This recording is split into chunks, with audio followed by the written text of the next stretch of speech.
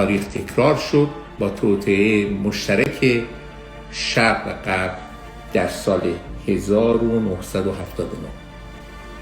با ورود غرب به انقلاب صنعتی، انرژی‌های فسیلی، زغال‌سنگ و نفت و با ورود به جنگ‌های اول و دوم جهانی و جنگ ویتنام که نتیجه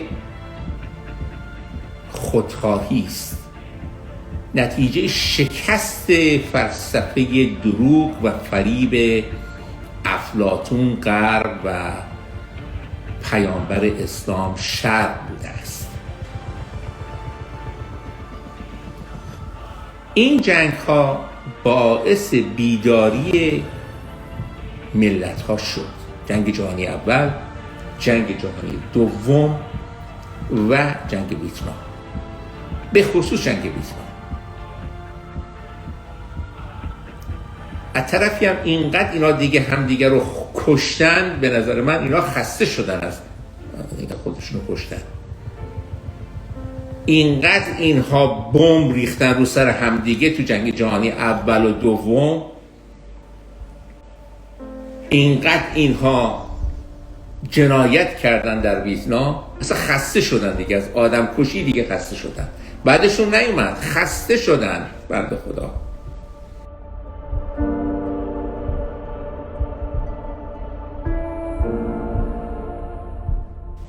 چیکار کردن؟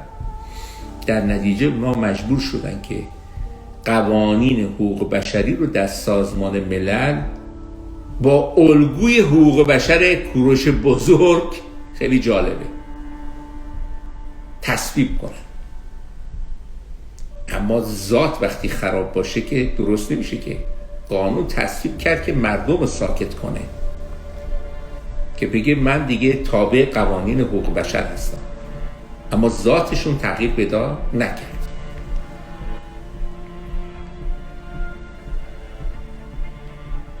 این قوانین حقوق بشری برای فریب مردم تصویب شد، در حالی که سران قدرت‌های شرق و غرب با آنها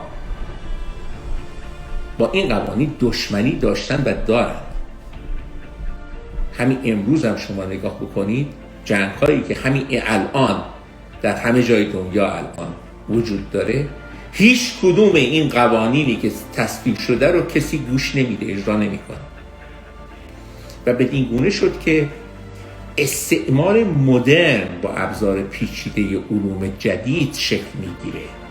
دیگه جنگ‌های کلاسیک اول دوم ویتنام میره کنار. حالا امروز اینها جنگ‌های پیچیده‌ای که از ابزار خاصی استفاده می‌کنند، با اطلاعات ناقص، با اطلاعات دروغ، با فریب مردم، در حقیقت کشورها رو در استعمار خودشون نگه می‌دارن. دیگه بمب نمی‌اندازن. این استعمار مدرن در کاملترین شکل خودش بزرگترین قربانی خودش رو دوباره از کجا انتخاب میکنه؟ اگه گفتید ایران. ما همونطور که در حمله الکساندر، در حمله اعراب، در حمله مغول‌ها، در جنگ جهانی اول، در جنگ جهانی دوم قربانی بودیم، حالا در استعمار مدرن هم باید روی ما تست میکردن. شد توطئه 1979 همش بر اساس دروغ و فریب، بر اساس جاسوس، بر اساس رسانه هایی که در اختیار داشتن، یک نیروی خارجی رو، یک مزدور خارجی رو آوردن به عنوان سران رژیم ایران معرفی کردن. دقیقاً در توطئه 1979 در پیمان مشترک شرق و غرب، دوباره ببینید پیمان منتها، بذارید یه پرانتز باز کنم، این بار پیمان غرب با شرق، پیمان غرب با روسیه بوده، نماینده شرق در اینجا روسیه بوده. حتی چین هم اون موقع آدم حسابش نمی کردن. چیزی رو که کاشته بودن در ایران از 1400 سال پیش، اونو میتونستن جا بزنن و همین کار کردن. یعنی این دفعه این تازیان سگ‌هایی شدن که قلاده هاشون به دست کیه؟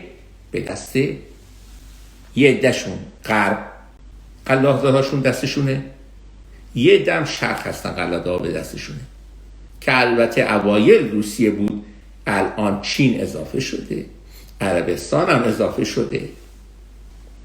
پس این تفاوت شرق و غرب رو در نظر بگیرید. وقتی ما میگیم شرق، هر بار نقش‌ها تغییر پیدا میکنه. در طی این 1400 سال قدرت‌ها و میزان در حقیقت نفوذ این قدرت‌ها در سرزمین‌های دیگه تغییر پیدا میکنه. دقیقاً در توطئه 1979 در پیمان مشترک شرق و غرب توانست با استفاده از مزدوران حرامزاده تازی و با فریب و یا جاسوسی نخبگان ایرانی، که اینجا نخبگان ایرانی خائن نقش بزرگی رو داشتن. بدون نخبگان ایرانی خمینی رو نمیتونستن به مردم ایران غالب کنن. باید اون کراواتیا، اون تحصیل کرده های دانشگاه های آلمان، امریکا، فرانسه، باید اونا می آمدن جلو. اگر اونها نبودند نمیتونستن توطئه 57 رو انجام بدن. با کمک این نخبگان و فقط با فریب کمتر از 3 تا 5% مردم. خوب دقت کنید اطلاعات اینفورمیشن اشتباه چیکار میکنه. اصلا اکثریت جامعه ایران در این انقلاب نبود. اصلا این انقلاب نبود که اکثریتی توش باشه. این نکته خیلی مهمه، من دارم به شما میگم. 3 تا 5% مردم در این شورش، در این توطئه فریب خوردند و تو خیابون بودند و توشون فلسطینی ها بودند. از لیبی بود، از لبنان بود. با کمک فریب این 3 تا 5% و خیانت هایی که بختیار، فردوس و امثال اونها کردن، که همه ژنرال های قهرمان ارتش ما رو کشتند از پشت. تکرار تاریخ.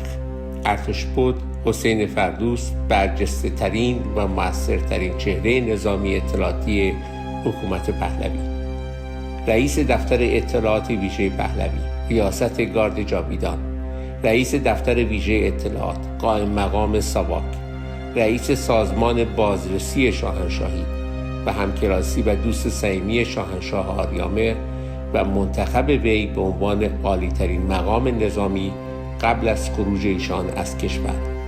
این شخص با این صورت جلسه 5مین قوی‌ترین ارتش جهان را تحویل یک گروه مزدور تروریستی 300 نفره بیگانه داد. سرزمین ما که 2500 سال پیش تا کنون جمعیتش گاهی اوقات با نسل‌کشی به کمتر از 20% هم رسیده بود، این بار در استعمار مدرن حدس میزنید چه اتفاقی براش افتاده. این نکته مهمه. اونها بیش از 95% هویت و باورهای مردم رو ترور میکنند. بهش میگن crime civilization، جنایت علیه تمدن، که این وحشتناکه. یعنی کاری که بمب میکنه انسانها رو میکشه، بمب هسته‌ای یا هر نوع بمب دیگه‌ای که یا سلاح دیگه‌ای، اما تمدن رو نمیکشه، چون در هر جنگی 1% از انسانها باقی میمونن. ببینید مغول‌ها آمده بودن همه رو از بین ببرند، اعراب اومده بودن زبان و آیین و همه چیز رو از بین ببرند. اینا دیدن که دارن 2500 سال به خصوص از 1420 سال پیش دارن به ایران حمله میکنن، باز ایران زنده است، باز اندیشه های پارسی زنده است. گفتن خیلی خوب، ما از استعمار مدرن، از ابزار جدید استفاده میکنیم، ما از رسانه استفاده میکنیم، از اینستاگرام استفاده میکنیم، ما هویت رو میگیریم. 95% این ترور، این جنایت علیه تمدن اتفاق افتاده. مردم ایرانی فارسی صحبت میکنن، الان نصفشون که اصلا ایرانی نیستن فارسی صحبت میکنن. از افغانستان آوردن، از عراق آوردن، از لبنان آوردن، از فلسطین آوردن، از هر جای آوردن ریختن. اصلا چهره ها، قیافه ها داره عوض میشه. این پاکسازی نژادی سالهاست داره اتفاق میفته و خطر استعمار مدرن هزاران بار بیشتر از بمب اتمه. جالبه، اساس این استعمار مدرن همون فلسفه مشترک شرق و غرب بر اساس دروغ و فریبه که با تکنولوژی های امروز، با بکارگیری وسایل ارتباط جمعی و هوش مصنوعی و پلتفرم های فضای مجازی، دقیقاً با اطلاعات ناقص یا دروغ فعالیت ها و رفتارهای جامعه رو کنترل میکنه. این سلاح 1000 بار از سلاح هسته‌ای خطرناک‌تره، چون این سلاح دقیقاً هویت و باورهای ملی رو نشونه میگیره و تمدن‌ها رو از بین میبره و انسان‌ها رو از هر نژاد و قومی به بردگان خودش تبدیل میکنه.